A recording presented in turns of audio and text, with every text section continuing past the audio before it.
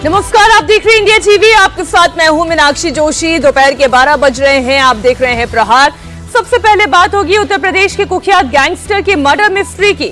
पश्चिमी उत्तर प्रदेश और उत्तराखंड के कुख्यात गैंगस्टर विनय त्यागी हत्याकांड में पुलिस पर गाज गिरी है। लापरवाही बरतने के आरोप में 3 पुलिसकर्मी सस्पेंड किए गए। ये पुलिसकर्मी गैंगस्टर विनय को पेशी के लिए कोर्ट ले जा रहे थे। गैंगस्टर विनय का परिवार पुलिस पर गंभीर आरोप लगा रहा है। विनय की बहन का कहना है कि 750 करोड़ की चोरी दबाने के लिए साजिशन विनय की हत्या कराई गई। इसमें पुलिस की भी मिलीभगत है। 3 दिन पहले हरिद्वार में यह घटना तब हुई थी जब पुलिस विनय त्यागी को कोर्ट में पेशी के लिए ले जा रही थी और इसी दौरान बाइक सवार 2 बदमाशों ने पुलिस की गाड़ी का पीछा किया और लक्सर फ्लाईओवर के पास जाम के दौरान अचानक गोलियां चला दी। पुलिस की मौजूदगी के बावजूद बदमाश मौके से फरार हो गए थे। इसके बाद हरिद्वार पुलिस ने विनय त्यागी को एम्स ऋषिकेश में भर्ती कराया था। हालांकि 25 दिसंबर को पुलिस ने पश्चिमी उत्तर प्रदेश के बिजनौर हाईवे से वारदात को अंजाम देने वाले दोनों बदमाशों को गिरफ्तार कर लिया था। बड़ी खबर आपको बता दें, 750 करोड़ की चोरी का मामला छिपाने के लिए विनय की बहन आरोप लगा रही है कि पुलिस की मिलीभगत से उनके भाई की हत्या कराई गई। दरअसल जब विनय को पेशी के लिए लेकर जा रहे थे, कोर्ट ले जाते वक्त ही ये फायरिंग हुई जिसमें उनकी जान गई। अस्पताल में उनका इलाज चला जरूर, लेकिन उन्हें राहत नहीं मिली, उनकी जान चली गई।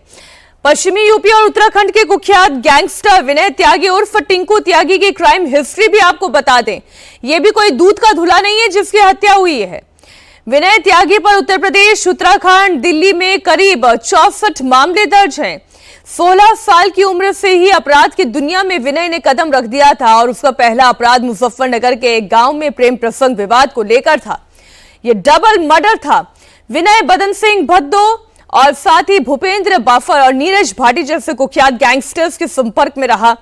साल 2015 में 2 युवकों के अपहरण और हत्या के मामले में उसका नाम बड़े स्तर पर चर्चा में आया।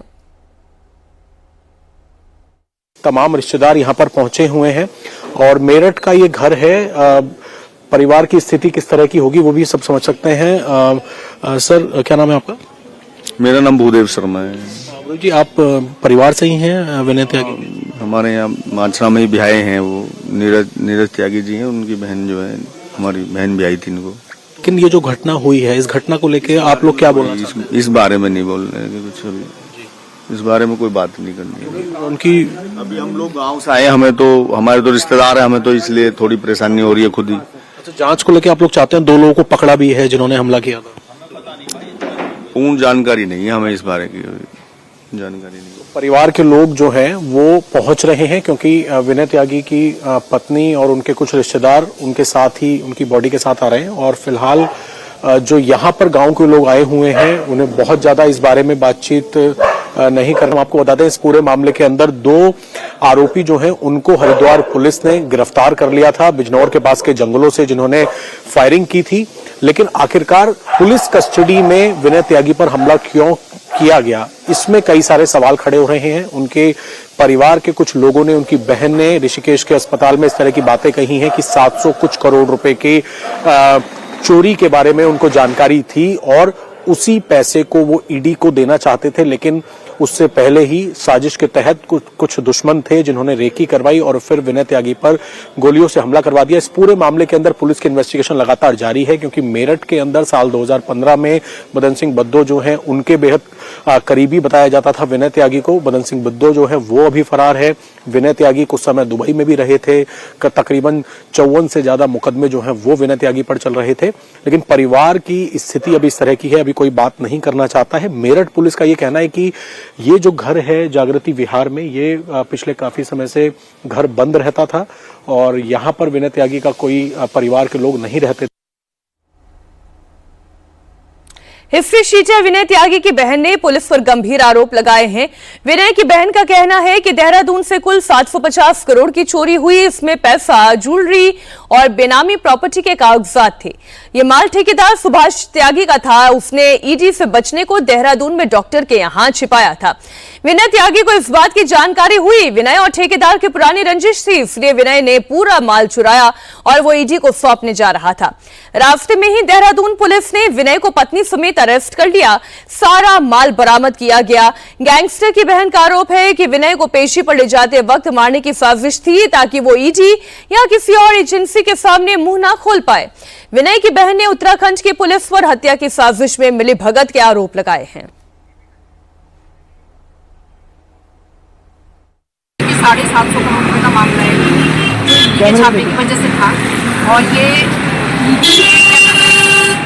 ईडी के सिर्फ छापे से बचने के लिए, इसके घर पे भी छापा पड़ा है। ईडी से बचने के लिए डॉक्टर प्रमोद के यहाँ पे ये पैसा रखा था और ये बात विनय त्यागी को भी बताई थी इसने डॉक्टर प्रमोद ने।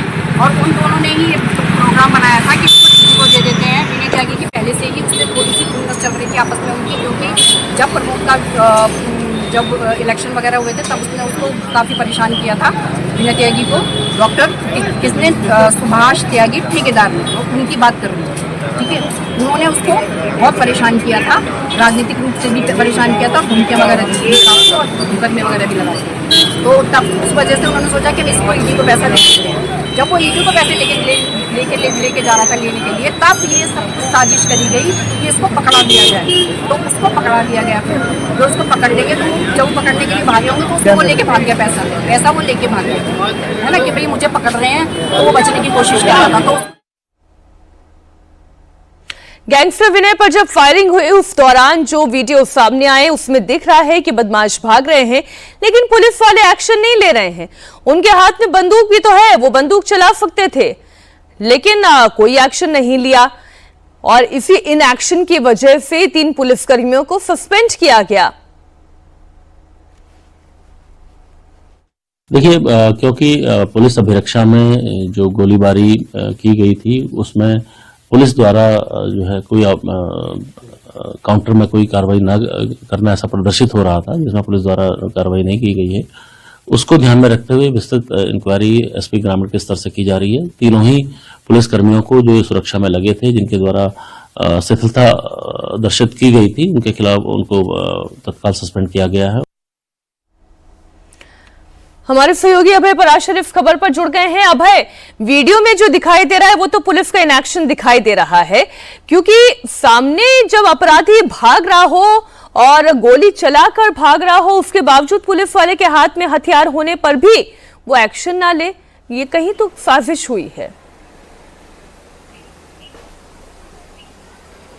देखिए, बिल्कुल, और यही वजह है कि एक इंक्वायरी बैठाई गई है कि आखिरकार जो पुलिसकर्मी सुरक्षा में थे, जिनकी जिम्मेदारी थी विनय त्यागी को सही सलामत कोर्ट में पहुंचाना, तो उन लोगों ने अपराधियों के ऊपर फायरिंग क्यों नहीं की। जब खुलेआम गोली मारी गई विनय त्यागी को तो उसके बाद जवाबी कार्रवाई क्यों नहीं की गई। इसी वजह से तीनों पुलिसकर्मियों को सस्पेंड किया है। वहां के एसएसपी ने एक जांच कमेटी भी गठित की है हरिद्वार एसएसपी के द्वारा।